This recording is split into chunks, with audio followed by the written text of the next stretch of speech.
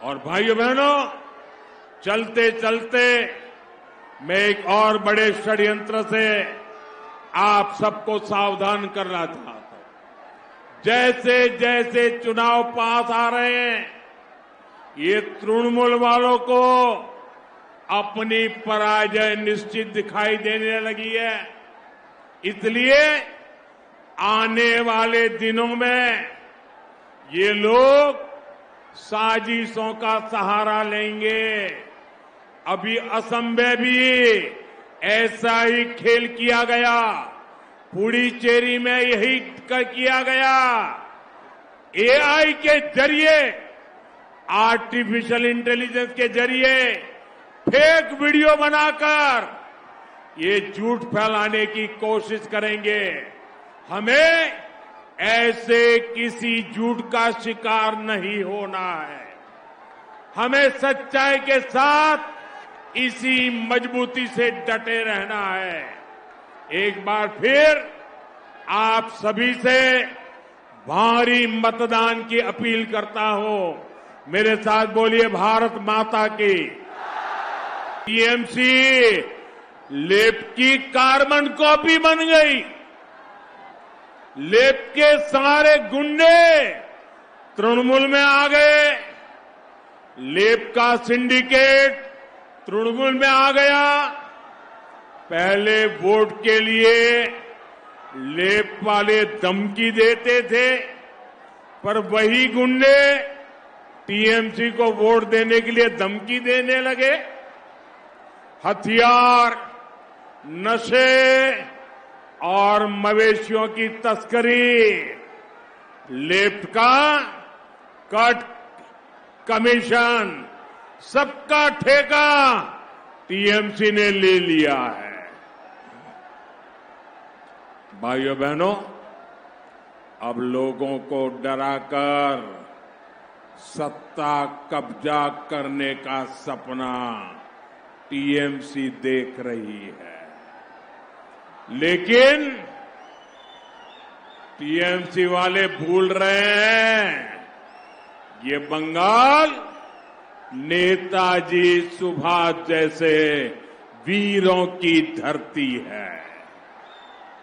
बंगाल के लोग न लेफ्ट से डरे थे, न अब टीएमसी से डरेंगे। बंगाल को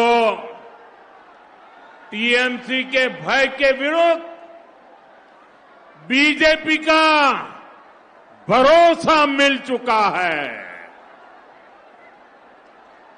इसलिए बंगाल इस बार टीएमसी को कह रहा है, बार बार कह रहा है, हर गली मोहल्ले से कह रहा है, गांव और शहर से कह रहा है, बंगाल कह रहा है, ये सब छोड़बे ना।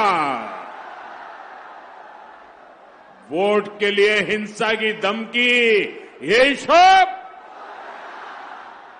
वोट न देने पर सरकारी योजनाओं का लाभ बंद करो, ये सब सिंडिकेट के कट कमीशन का सिस्टम, ये सब टीएमसी के भय का राज, ये सब बंगाल की बेटियों के साथ अत्याचार, बलात्कार, ये सब।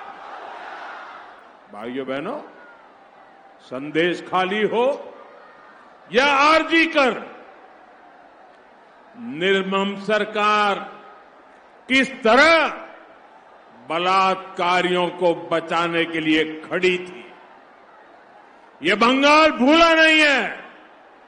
इसलिए बंगाल की जनता ने तय किया है, अब भय का अंत होगा, अब भय का अंत होगा, विश्वास का उदय होगा। अब तय है बंगाल की महाविजय, अब तय है बंगाल की महाविजय। भयर अंतो विश्वासेर उदय, এই বার निश्चित বাংলার महाविजय। साथियों, हमारा बंगाल का सामर्थ्य हमेशा 10 कदम आगे चलने वाला रहा है, लेकिन टीएमसी के 15 वर्षों ने राज्य को कई दशक पीछे धकेल दिया है। आज देश के ज्यादातर राज्य तेज गति से विकास कर रहे हैं। हर राज्य अपनी जीडीपी को, अपनी अर्थव्यवस्था को बढ़ाने में लगा है, लेकिन देश की जीडीपी में बंगाल की हिस्सेदारी तेजी से गिर रही है। बंगाल के ऊपर 8 लाख करोड़ से ज्यादा का कर्ज हो गया है।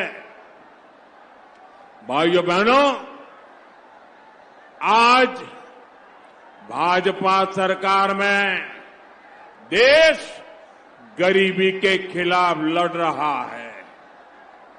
25 करोड़ से ज्यादा लोगों को हमने गरीबी से बाहर निकाला है, क्योंकि लोगों की आमदनी बढ़ी है, लेकिन बंगाल में लोगों की कमाई देश के औसत से काफी पीछे चली गई है। साथियों, ये हालात इसलिए हैं क्योंकि बंगाल में नए उद्योग नहीं आ रहे हैं। टीएमसी का कट कमीशन, करप्शन और सिंडिकेट, इसके कारण हजारों कंपनियां बंगाल छोड़कर चली गई है। लाखों नौकरियां यहां खत्म हो गई है। युवाओं को अपना घर छोड़कर दूसरे राज्यों में जाना पड़ रहा है। साथियों, बंगाल का युवा रोजगार की तलाश में उधर उधर भटकता है और टीएमसी नेताओं के ठिकानों से करोड़ों रुपए बरामद होते हैं। आप एसएससी भर्ती घोटाले को याद करिए। बंगाल के लाखों युवाओं को इस निर्मम सरकार ने ठगा और जब जांच हुई तो बंगाल के शिक्षा मंत्री के करीबी के घर से करोड़ों रुपए कैश बरामद हुए। 2023 में स्कूल रिक्रूटमेंट घोटाले में सीबीआई ने रेड डाली थी। उसमें भी टीएमसी के एक विधायक के घर से लाखों रुपए कैश मिला था। पौजी स्कीम के भ्रष्टाचार में भी टीएमसी नेता के यहां से लाखों रुपए बरामद हुए। भाइयों बहनों, बंगाल में बीजेपी सरकार आएगी।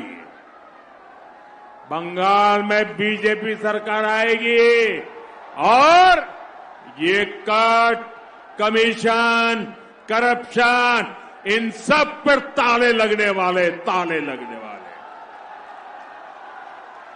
बंगाल में रोजगार के अनेक अवसर पैदा होंगे और हमने अपने घोषणा पत्र में स्पष्ट कर दिया है, सरकार बनने के 45 दिनों के भीतर, याद रखो 45 दिनों के अंदर सरकारी कर्मचारियों को 7वें वेतन आयोग का लाभ भी मिलेगा।